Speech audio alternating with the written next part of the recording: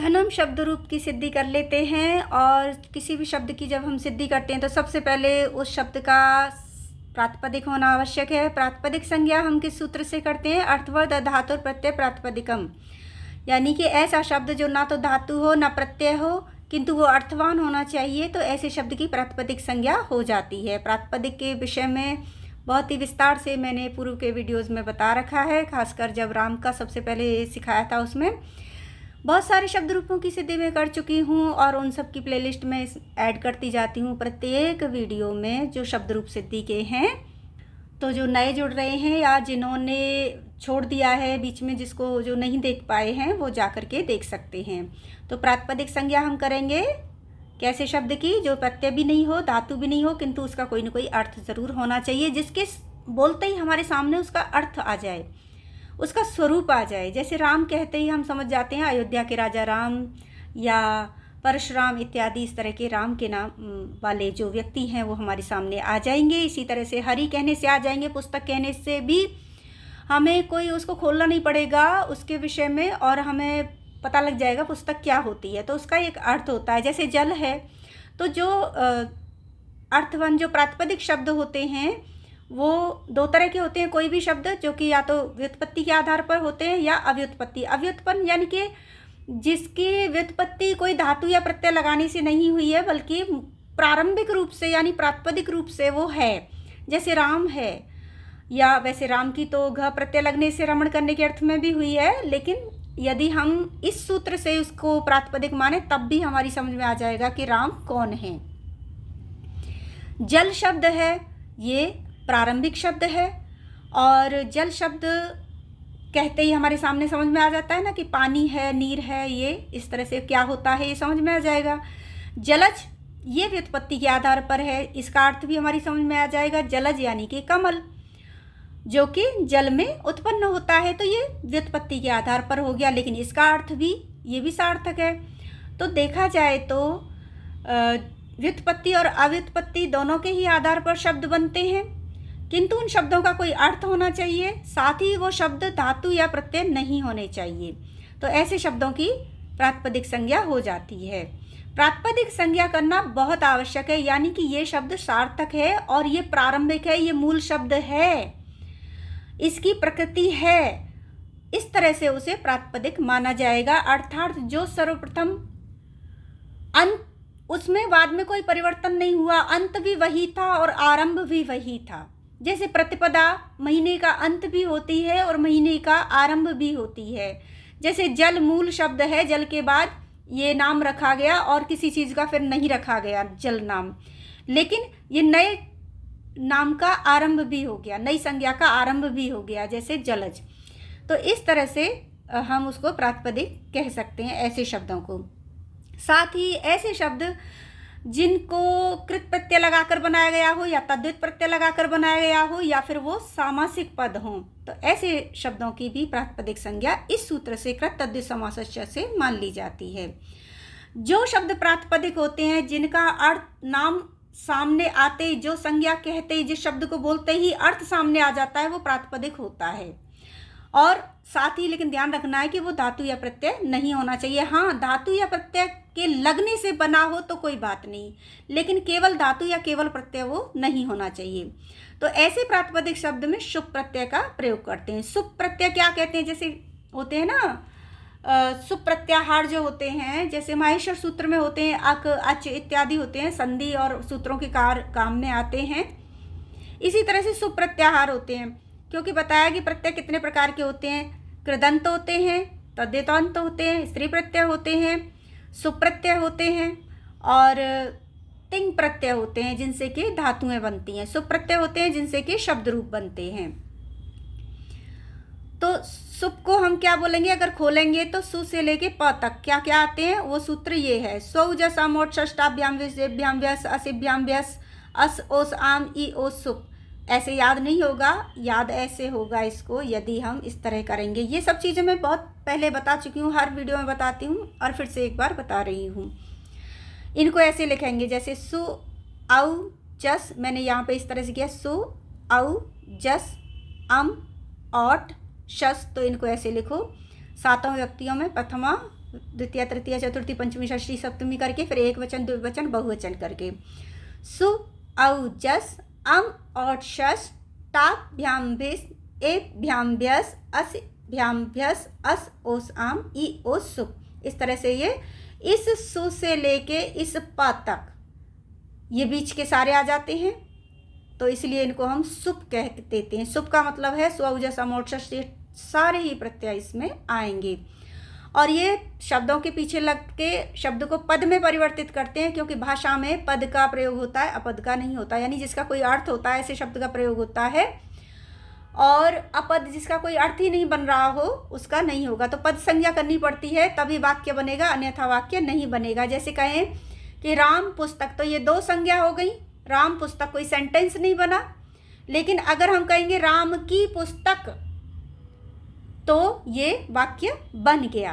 तो राम की लगने से क्या हो गया, राम पद हो गया। हिंदी में अलग से की लिख दिया, और इंग्लिश में जैसे हिज हर बोल देते हैं, लेकिन संस्कृत में वो शब्द में ही निहित हो जाएगा, इसीलिए रूप बन जाते हैं। कहेंगे रामस्य, मेरा, तो माई नहीं कहते, जैसे माई हो जाता है ऐसे यहाँ पे मम हो जाता है, तो इनको भी, इनकी भी सिद्धि हो जाएगी। तो ये सब इस तरह से पद बनते हैं तीनों वचनों सातों विभक्तियों में। कैसे बनते हैं, किसी भी शब्द के आगे जिस भी विभक्ति वचन का बनाना है उसी विभक्ति वचन का प्रत्यय लगाएंगे। यदि प्रथमा एक वचन बनाना है तो सु लगाएंगे, तो धनम बन जाएगा, यहाँ औ लगाएंगे, धने बन जाएगा। अब कैसे बनेगा ये सूत्र, जो औ को ए में कैसे बदलेंगे, सु को अम में कैसे बदलेंगे, तो ये परिवर्तन भी मैंने अकारांत शब्दों के लिए लिखे हुए हैं कि इनका क्या क्या बचता है। विसर्ग बचता है या आ बचता है या अम बचता है, जस का अस बचता है,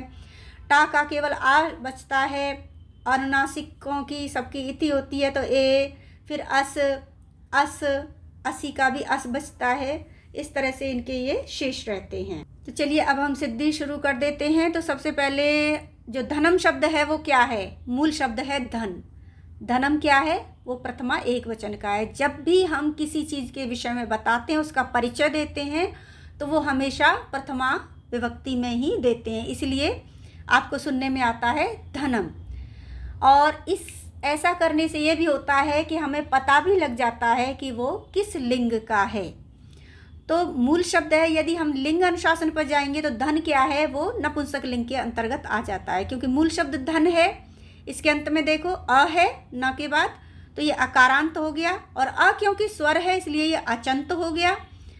और ये धन शब्द जो है लिंग अनुशासन के अनुसार नपुंसक लिंग है, क्योंकि इसका परिचय जब हम देते हैं तो धनम करके, यानी प्रथमा के एक वचन में धनम बनाते हैं। तो ये क्या हो गया, धन अकारांत यानी अचंत में आएगा। ये अगर हम धनम याद रखेंगे ना तो फिर हम इसे हलंत समझेंगे, क्योंकि म अंत में आ रहा है, जबकि ये म अंत वाला नहीं है, ये अ अंत वाला है मूल शब्द धन। कौन कौन से सूत्र लगेंगे ये देख लेते हैं। पहला ही सूत्र है इसमें अतो अम, ये तीसरा मैंने इसलिए लिखा है क्योंकि ये जो दो सूत्र हैं, इससे या इससे, एक से, किसी से, तो हम प्रातिपदिक संज्ञा कर लेते हैं। दूसरा सूत्र जो लगता है वो सुप प्रत्याहार का लगता है, यानी सु औ जस में से कोई एक लगेगा। और तीसरा सूत्र जब धन में लगेगा तो ये दो तो ऐसे हैं जो ऊपर मैंने लिखे हैं, वो किसी भी शब्द की सिद्धि करने में लगाने ही पड़ेंगे, क्योंकि जब तक प्रातिपदिक संज्ञा नहीं होगी हम अन्य और कोई सूत्र नहीं लगा सकते। यानी कि ना तो हम स्वौजस सूत्र को लगा सकते हैं, ना ही फिर उसके बाद अन्य सूत्रों को लगाएंगे। तो बिना स्वौजस के तो हम सातों विभक्तियों और तीनों वचनों में बना ही नहीं सकते, तो इसलिए वो तो सब में लगेंगे ही शब्द रूपों में। तो अब हम तीसरा जो लगाएंगे, या कहें कि धन के लिए पहला ही जो मुख्य सूत्र है वो है अतो अम। अतो अम सूत्र कहता है कि अदंत यानी कि अंत वाले नपुंसक लिंग अंग से परे ऐसा नपुंसक लिंग शब्द जिसका कि अंतिम अंग जो है वो अत हो, यानी कि छोटा अ हो, ह्रस्व अ हो। और देखिए अ को अत क्यों कहा, ये भी ध्यान रखते जाइए, समझते जाइए कि यदि हम अ बोलते हैं तो इसमें संभावना रहती है श्रवण की त्रुटि की। अ को आ यानी कि विवार हो जाएगा, मुंह ज़्यादा खुल गया तो वो आ समझ लिया जाएगा। अगर हम अत कहेंगे तो बढ़ा ही नहीं सकते, क्योंकि तुरंत हमें त बोलना है या द बोलना है, और त में हलंत है, अत अंत, ये संधि हुई है दोनों में, इसलिए ऐसा हो रहा है, द पे अ को चढ़ा दिया है, तो इसलिए अत ही कहा जाता है। जैसे हम ककार, पकार, चकार इस तरह से बोलते हैं, कार लगा के क्यों बोलते हैं, आकार यानी कि उसकी आकृति बताते हैं, क्योंकि अगर हम बोलेंगे क तो हम समझा जाएगा क के अंदर ह्रस्व अ मिला हुआ है या दीर्घ आ मिला हुआ है, इसलिए ककार, पकार, चकार ऐसे करके बोलते हैं, यानी कि वो वाली आकृति या वो वाली ध्वनि। तो अदंत है यानी कि ये ह्रस्व अ अंत वाला है धन शब्द, और ये नपुंसक लिंग है। तो ऐसे अदंत नपुंसक लिंग से परे आए सु व अम को, सु व अम को अम आदेश हो जाता है।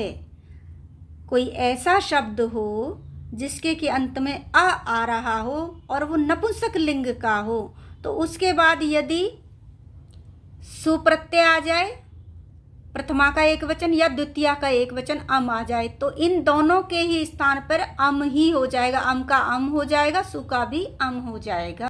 और वो किस सूत्र से होगा, स्वमोर नपुंसकात सूत्र से, यानी कि सु और अम को अम आदेश हो जाता है नपुंसक से परे। तो ये दोनों सूत्र एक साथ चलेंगे, अतो अम स्वमोर नपुंसकात, ये दोनों का ही अर्थ इस तरह से आएगा कि अदंत नपुंसक लिंग से परे आए सु और अम के स्थान पर अम आदेश हो जाता है। ये समझ में आ गया। सु को अम में किससे बदलेंगे, अतो अम स्वमोर नपुंसकात सूत्र से सु को अम में बदल देंगे और अम को भी इसी से अम ही रखेंगे स्वमोर नपुंसकात के कारण। तो अदंत नपुंसक लिंग के बाद आए हुए अअंत वाले नपुंसक लिंग शब्द के बाद आए हुए सु एवं अम के स्थान पर अम आदेश हो जाता है।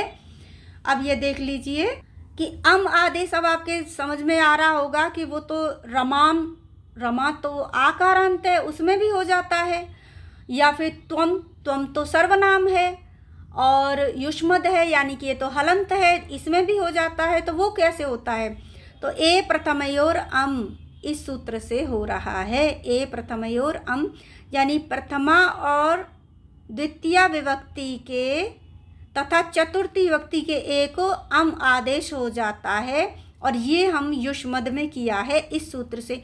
युष्मद के रूपों में जब हम अम करते हैं त्वम या त्वाम, तो वो इन सूत्रों से नहीं होगा, वो इस सूत्र से होगा। अम विधायक सूत्र अलग अलग हैं, रमा में अलग मिलेगा, युष्मद में अलग मिलेगा, और धन आदि अकारांत जो नपुंसक लिंग है उनमें अलग मिलेगा। जैसे कि अतो अम स्वमोर नपुंसका सूत्र से सु एवं अम को अम आदेश हो जाता है यदि वो शब्द नपुंसक लिंग है और उसके अंत में ह्रस्व अ है तो।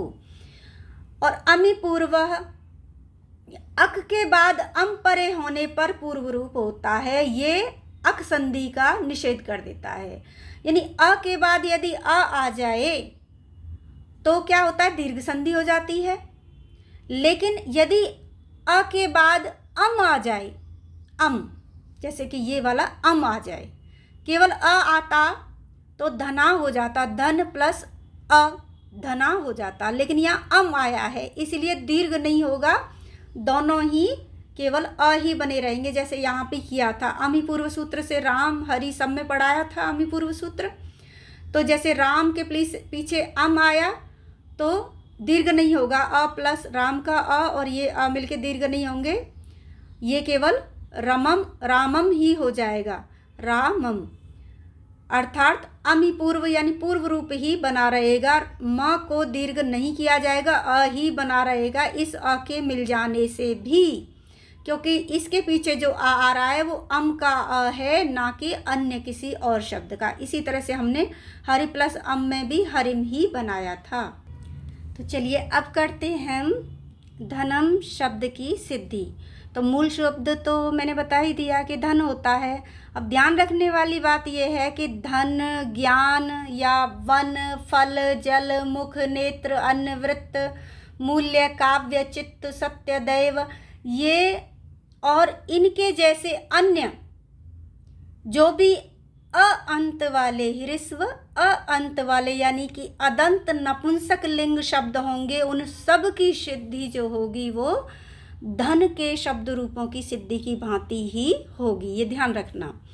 तो अब शुरुआत करते हैं। तो ध्यान रखने वाली बात यही है जो पूर्व में बताई है कि धन शब्द क्या है, वो नपुंसक लिंग है, ये अदंत है, अकारांत है, और धनम की जो हम सिद्धि कर रहे हैं वो है प्रथमा विभक्ति एक वचन का रूप। तो प्रातिपदिकार्थ लिंग परिमाण वचन मात्रे प्रथमा विभक्ति का प्रयोग हम कब करते हैं? प्रातिपदिक शब्द का अर्थ बताने में करते हैं, धनम इसीलिए हम धन को धनम बोलते हैं क्योंकि ये प्रातिपदिक है और इसका अर्थ है। और लिंग बताने के लिए करते हैं, धनम के कहा यानी प्रथमा विभक्ति में एक वचन में धनम बोला तो एक तो ये सार्थक हो गया, प्रातिपदिक इसका जो शब्द है जो उसका अर्थ मिल गया, साथ ही इसके लिंग का पता लग गया क्योंकि हमने विसर्ग न लगाकर अम लगाया है तो ये नपुंसक लिंग हो गया। इसी तरह से नाप तोल वजन इत्यादि को बताने के लिए या फिर वचन यानी कि संख्या बताने के लिए 1 2 3 बताने के लिए भी प्रथमा विभक्ति का ही प्रयोग करते हैं। तो सर्वप्रथम धन शब्द की मूल शब्द हम क्या लिया? धन। तो सर्वप्रथम यहाँ देखिए धन शब्द की अर्थवत अधातुर अप्रत्यय प्रातिपदिकम सूत्र से प्रातिपदिक संज्ञा कर दी। अभी बताया था किस सूत्र से करते हैं, अर्थवत अधातुर प्रत्यय प्रातिपदिकम या फिर कृतद्धित समासश्च से। तो ये अर्थवत अधातुर प्रत्यय प्रातिपदिकम सूत्र से होगी क्योंकि ये समास नहीं है, कृदंत और तद्धित भी नहीं है। तब अर्थवान होने के बाद स्वजस सूत्र से 21 प्रत्यय की हमें प्राप्ति हो गई। ये स्वजस सूत्र से हमें ये 21 प्रत्यय मिल गए।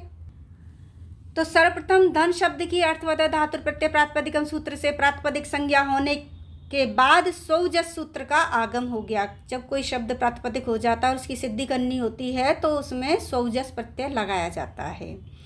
स्वजस प्रत्यय से हमें 21 प्रत्यय मिले हैं। अब 21 में से कौन सा लगाएंगे? तो वही बात बताई कि प्रथमा विभक्ति एक वचन की विवक्षा में द्वयेकयोर द्विवचने एक वचने सूत्र से, यानी कि अगर आप एक वचन का रूप बना रहे हो तो सु लगेगा, दो वचन का बना रहे हो तो औ लगेगा, बहुवचन का बना रहे हो तो जस लगेगा। और यदि प्रथमा विभक्ति का बना रहे हो तो तीनों वचनों में वचन के अनुसार ये लगेंगे। इसी तरह से द्वितीय तृतीया चतुर्थी पंचमी का बना रहे हो तो इसी तरह से ये रूप वचन के अनुसार विभक्ति के अनुसार लगते जाए। तो द्वयेकयोर द्विवचने एक वचने सूत्र कह रहा है कि दो की विवक्षा में दो वचन और एक की विवक्षा में एक वचन लगाया जाएगा। क्योंकि प्रथमा विभक्ति का एक वचन है तो क्या लगेगा? प्रथमा विभक्ति का एक वचन वो है सु, और इस सूत्र से हमने उसे सु को ही चुना क्योंकि ये एक वचन का प्रथमा विभक्ति का जो प्रत्यय है वो सु है। अब स्थिति क्या हो गई? मूल शब्द हमने धन लिया, यहाँ पे सर्वप्रथम मूल शब्द धन लिया और धन शब्द की हमने अर्थवत धातु प्रत्यय प्रातिपदिकम से प्रातिपदिक संज्ञा की, स्वजस प्रत्यय लगाया प्रातिपदिक होने के बाद। स्वजस से हमने जो 21 प्रत्यय मिले थे उसमें प्रथमा विभक्ति एक वचन की विवक्षा में सु का आगम कर लिया, धन सु, ये स्थिति हो गई। अब इस स्थिति में अतो अम सूत्र से अत अंत वाले, अतो अम सूत्र क्या करता है बताओ? अ के बाद अदंत के बाद, जैसे धन क्या है? अ अंत वाला है, यदि सु प्रत्यय आ जाए तो स्वमोर नपुंसकात सूत्र से नपुंसक लिंग में, क्योंकि धन नपुंसक लिंग का है, सु एवं अम को अम आदेश हो जाता है। तो अदंत अंग से परे अतो अम सूत्र से अदंत अंग धन के परे आए सु को स्वमोर नपुंसका सूत्र से अम आदेश हो गया। अब स्थिति क्या हो गई? सु को अम में बदल दिया, धन अम। अम पूर्व सूत्र क्या करता है?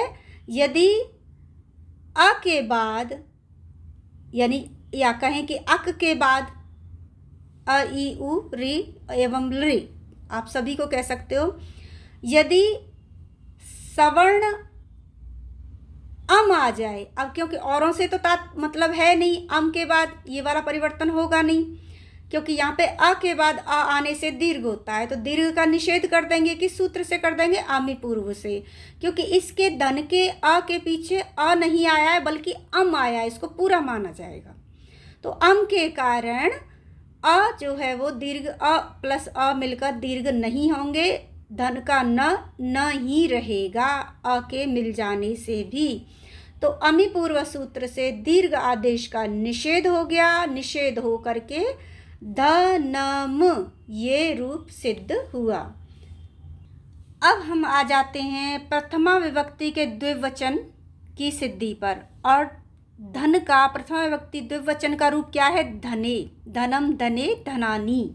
ठीक है, ये प्रथमा विभक्ति। आज हम केवल प्रथमा विभक्ति के ही तीनों वचनों को बताएंगे। एक सूत्र इसमें याद रखना है और वो है नपुंसकाच। नपुंसकाच सूत्र क्या करता है कि औ को औ हो रहा है ना, औ को शी में बदल देता है। अब आप कहोगे कि शी के लिए में बदलने के लिए तो एक और बताया था, जो रमा का भी रमा रमे बनाता है ना, औ को शी में बदल के ही बनाता है। तो रमा को जब हम बदलते हैं स्त्रीलिंग को औंग आप, यानी आ अंत वाले शब्दों के बाद यदि औ आता है तो वो शी में बदल जाता है। जैसे रमा औ तो रमा शी हो जाता है। इसके साथ ही च लगाने का तात्पर्य है नपुंसका च। और नपुंसक लिंग में भी ऐसा होता है कि अगर नपुंसक लिंग अदंत के बाद औ आता है तो वो भी शी में बदल जाएगा। तो रमा में हम औंगाप सूत्र से बदल रहे थे औ को शी में, और नपुंसका च से हम औ को शी में बदल रहे हैं नपुंसक लिंग से परे औ आने के कारण। तो अदंत नपुंसक लिंग के परे औ को शी आदेश हो जाता है। तो धन क्योंकि अदंत है, अ है उसके अंत में और वो नपुंसक लिंग है, उसके बाद यदि औ आया है तो नपुंसका च सूत्र से उसके औ को हम शी में बदल देंगे। और शी में आपको पता ही हो लश्क व तद्विते, इस सूत्र से ल की और श की तथा क वर्ग की इति संज्ञा कर देते हैं। तद्धित प्रत्यय में ऐसा नहीं करते। अतद्धित यानी कि तद्धित प्रत्यय के अतिरिक्त किसी भी प्रत्यय के शुरू में यदि ल आ जाता है या श आ जाता है या क ख ग घ अंग आ जाता है तो उनकी इति संज्ञा हो जाती है। अतः तस्य लोप से ल श और क वर्ग का लोप हो जाता है। तो इस तरह से अब शी प्रत्यय जो है वो तद्धित प्रत्यय का तो है नहीं, ये तो सुप प्रत्यय का है, क्योंकि औ का जो सुप प्रत्यय उसके स्थान पर शी हुआ है, अतः ये भी स्थानवत भाव में रहेगा, यानी ये भी शुप माना जाएगा। और सुप में जो श आया है उसका लोप हो जाएगा इस सूत्र से। अब सिद्धि करते हैं। तो धन शब्द मूल है, मूल शब्द क्या है? धन है। और इसकी अर्थवद धातुर प्रत्यय प्रातिपदिकम सूत्र से सर्वप्रथम हमने प्रातिपदिक संज्ञा कर दी। प्रातिपदिक संज्ञा होने के उपरांत सौजस का आगम हो गया। सु औजस अमोक्षस, समझ रहे हो ना, वही सौजस सूत्र का आगम हुआ। और सौजस सूत्र से प्रथमा विभक्ति, यहाँ पे द्विवचन होना चाहिए क्योंकि हम द्विवचन का रूप बना रहे हैं। प्रथमा विभक्ति द्विवचन की विवक्षा में औ का आगम हो गया। तो ये प्रथमा विभक्ति सु आता है वो तो हो ही गया। अब हमने द्विवचन का औ लिया है। अब स्थिति क्या हो गई? औ का आगम किया तो धन प्लस औ, जैसे एक वचन में सु किया था वैसे ही अब औ हो गया द्विवचन में। इस स्थिति में नपुंसकाच सूत्र से औ को क्या आदेश हो गया? ऊपर बताया कि नपुंसक लिंग में अदंत अंग से परे नपुंसक लिंग में यदि औ आ जाता है तो उस औ को शी आदेश हो जाता है। तो औ को शी कर दिया, स्थिति क्या हो गई? धन प्लस शी। शी में लश्कवत अतद्धिते सूत्र से क्या करेंगे? श का ल या श जो आ जाता है किसी भी प्रत्यय के शुरू में तो उसका कर देते हैं लोप। तो श का कर दिया हमने लोप। अब क्या बचा? ई। तो धन प्लस ई। अब देखो अ प्लस ई आ रहा है, अ और ई मिलकर क्या बन जाते हैं? ए। किस सूत्र से बनते हैं? आद गुण से। आद गुण से ए होकर धने ये रूप सिद्ध हो गया। द्विवचन की सिद्धि हो गई है। अब आ जाते हैं हम बहुवचन पर। ये भी प्रथमा विभक्ति का बहुवचन का रूप बनेगा धनानी। धनानी बनाना है। धनानी बनाने के लिए कुछ प्रत्यय जो सूत्र हैं उनको समझ लेते हैं। क्या सूत्र है? जस शशो शी, ये सूत्र क्या कहता है कि जस और शश को शी आदेश हो जाता है। यदि नपुंसक लिंग से के बाद, से परे या के बाद जश प्रत्यय आ जाए या शश प्रत्यय आ जाए, जस और शश है ना हमारे इसमें सुप प्रत्यय में, सौजस सूत्र में सु औ जश और द्वितीया में अम और शश। तो प्रथमा का बहुवचन जश और द्वितीया का बहुवचन शश है, तो इन दोनों को शी आदेश हो जाता है। क्यों हो जाएगा? क्योंकि धन शब्द जो है वो नपुंसक लिंग है और नपुंसक लिंग के बाद आए हैं, इसलिए इनको शी आदेश हो जाएगा। और शी सर्वनाम स्थानम, शी जो है वो सर्वनाम स्थानक माना गया है। देखिए सर्वनाम स्थानक शब्द जो प्रत्यय हैं, शब्द नहीं कहेंगे, प्रत्यय हैं, उन वो सुट माने गए। सुट यानी सु से लेके टा तक के, जैसे सु औ जस अम और ओट, यानी कि ये 5 आ रहे हैं। इसमें शश नहीं आ रहा है, ये देखिए इसमें सु औ जस अम ओट, तो ये सुट हो गया, यहाँ से यहाँ तक सुट हो गया। इनको ही हमने सर्वनाम स्थानक माना है, शस को नहीं माना है। लेकिन यहाँ पर शी कहने का तात्पर्य क्या है? शी सर्वनाम स्थानम, ये इसीलिए इस सूत्र को बनाया गया है क्योंकि इनकी तो जस तक तो हम वैसे भी सर्वनाम स्थान संज्ञा है, तो शी आदेश कर रहे हैं, और इस तरह से जिनकी सर्वनाम संज्ञा होगी उसमें नुट का आगम हो जाएगा। लेकिन धनानी द्वितीया का बहुवचन बनाने के लिए फिर न कैसे लाएंगे? तो इसीलिए हमने शस को भी यहाँ पे शी बना दिया, और सुट को सर्वनाम स्थानक कहने के स्थान पर यहाँ पर हमने शी को सर्वनाम स्थान कह दिया, यानी कि शी जो होते हैं वो सर्वनाम स्थानक माने गया है। या जिस भी प्रत्यय के स्थान पर यदि शी हो जाएगा, सुट के अतिरिक्त किसी और प्रत्यय के स्थान पर यदि शी आदेश हो जाता है तो वो प्रत्यय भी फिर सर्वनाम स्थानक माना जाएगा। और सर्वनाम स्थान प्रत्यय बनने के बाद होता ये है कि प्रत्यय से पूर्व नुट का आगम हो जाता है। तो सुट जो है सु औ जस अम ओट को सर्वनाम स्थानक माना गया है। सर्वनाम स्थान पर होने पर प्रत्यय से पूर्व नुट यानी कि न का आगम हो जाता है, उ और ट का लोप हो जाता है। ट ये अनुबंध माने गए, पहले से ही बांधे हुए हैं।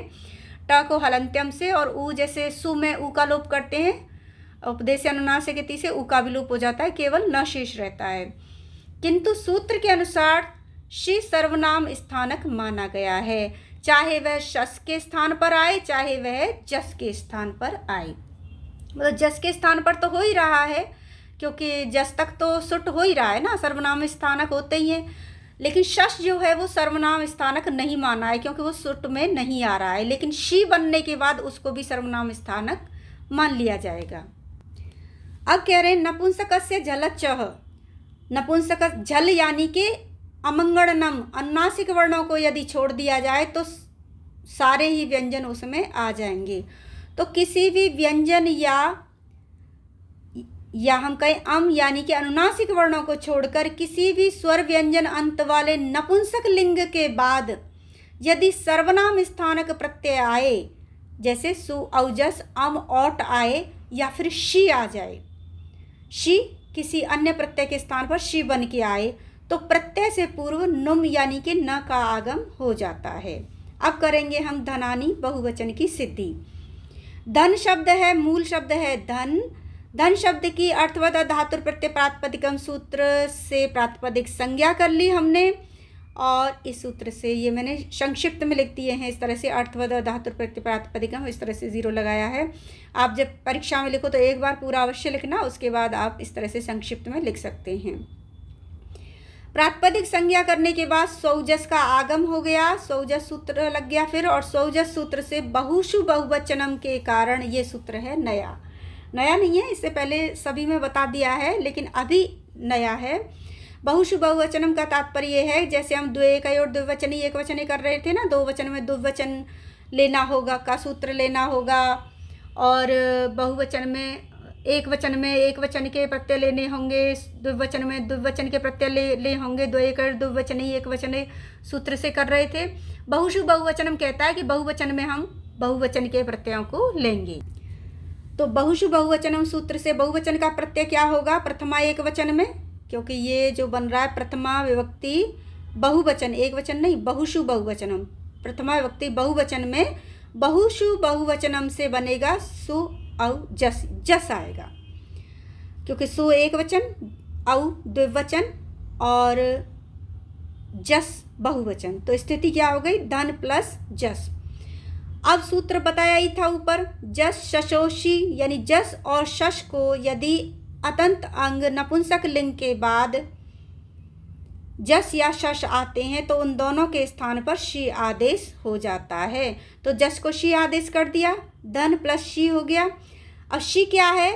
शी सर्वनाम स्थानम, ये सूत्र लगाया। ये सूत्रों को मैं अंडरलाइन कर रही हूँ और आप भी करो, जब ऐसे ही या तो दूसरे कलर से लिखिए अथवा अंडरलाइन अवश्य कर दीजिए, जिससे एग्जामिनर की दृष्टि में आए कि सूत्र सही लगाए गए हैं। तो धन शी, शी सर्वनाम स्थानम। अब शी क्योंकि सर्वनाम स्थान माना गया है, तो शी परे होने के, शी सर्वनाम स्थान प्रत्यय परे होने के कारण शी से पूर्व यानी कि प्रत्यय से पूर्व नुट का आगम हो जाएगा। वो कैसे होगा? वो नपुंसकस्य झलच सूत्र के कारण नुट का आगम हो जाएगा, यानी नपुंसक लिंग झल अंत वाले या अचंत वाले नपुंसक लिंग के बाद जो सर्वनाम स्थानक प्रत्यय आ गया है, उस सर्वनाम स्थानक प्रत्यय के कारण नपुंसक लिंग में नुट का आगम हो जाएगा नपुंसकस्य झलच सूत्र से। तो धन प्लस नुट शी हो गया, नुट का केवल न शेष रहेगा। और शी में लश्क व तत्वते सूत्र से पहले ही बताया है कि इस प्रत्यय के शुरू में यदि ल या श या क ख ग घ अंग आए तो उनका लोप हो जाता है, तो श का भी लोप हो जाएगा। तो नुट का केवल न शेष रहा, धन प्लस न, और शी में केवल ई शेष रहा, क्योंकि लश्क व तद्वते से यहाँ पर श का लोप हो गया, तो ई हो गया। अब धन प्लस धननी बन रहा है, ये धननी बन रहा है और हमें बनाना है धनानी। तो सर्वनाम स्थाने चा संबुद्धौ, ये सूत्र क्या कहता है कि सर्वनाम स्थानक प्रत्यय परे हों। सर्वनाम स्थानक प्रत्यय कौन कौन से माने गए हैं? सु औ जस, अम, औट और या फिर किसी प्रत्यय के स्थान पर यदि शी बन गया है तो। ये तो जस होने से भी सर्वनाम स्थानक ही है, क्योंकि औट के अंतर सुट के अंतर्गत आ रहा है। तो लेकिन सु औ जस ये जो लगाते हैं वो हम संबोधन में भी लगाते हैं, तो वो शब्द संबोधन का नहीं होना चाहिए। तो संबोधन का तो नहीं, हम तो प्रथमा का बहुवचन बना रहे हैं या एक वचन बना रहे हैं, तो संबोधन का तो नहीं है। तो सर्वनाम स्थानक प्रत्यय यदि बाद में आ जाए किसी शब्द के, वो शब्द यदि हम संबोधन का नहीं बना रहे हैं, क्योंकि संबोधन जब बनाते हैं तब भी सु औ जस ही लगाते हैं, प्रथमा के ही रूप लगाते हैं। तो सर्वनाम स्थानक प्रत्यय परे होने के कारण संबोधन के अलग कोई रूप बना रहे हैं, यानी कि प्रथमा एक वचन के रूप बना रहे हैं, तो उपदा को दीर्घ हो जाता है। अब उपदा किसे कहते हैं? अंतिम व्यंजन से तुरंत जस्ट पहले जो स्वर है उसे हम कहते हैं उपदा। तो यहाँ धन न है, तो न क्या है? व्यंजन है, इससे बिल्कुल पहले क्या है? अ है, इस न में अ है, तो ये अ उपदा होगा। अंतिम व्यंजन से पूर्व का जो स्वर होता है उसे हम उपदा कहते हैं। तो सर्वनाम स्थाने च संबुद्धौ, सर्वनाम स्थानक प्रत्यय परे होने पर संबोधन के अतिरिक्त कोई रूप बना रहे हैं, यानी प्रथमा के रूप बना रहे हैं, तो उपदा को दीर्घ कर दिया जाएगा। तो ऐसे में यहाँ न जो है वो आ बन जाएगा, ना बन जाएगा। तो ये धना न पे ई की मात्रा चढ़ाई और धनानी ये रूप सिद्ध हो गया। अब ये जो सर्वनाम स्थाने च संबुद्धौ, ये प्रत्येक सूत्र को मैं बार बार नहीं बता पाई हूँ। इससे पूर्व के जितने भी वीडियो हैं उन सब में मैं इन सबको अच्छे से समझा चुकी हूँ, बता चुकी हूँ। और आगे अन्य शब्द रूपों की सिद्धि के लिए जुड़े रहिए, चैनल को सब्सक्राइब कीजिए। धन्यवाद।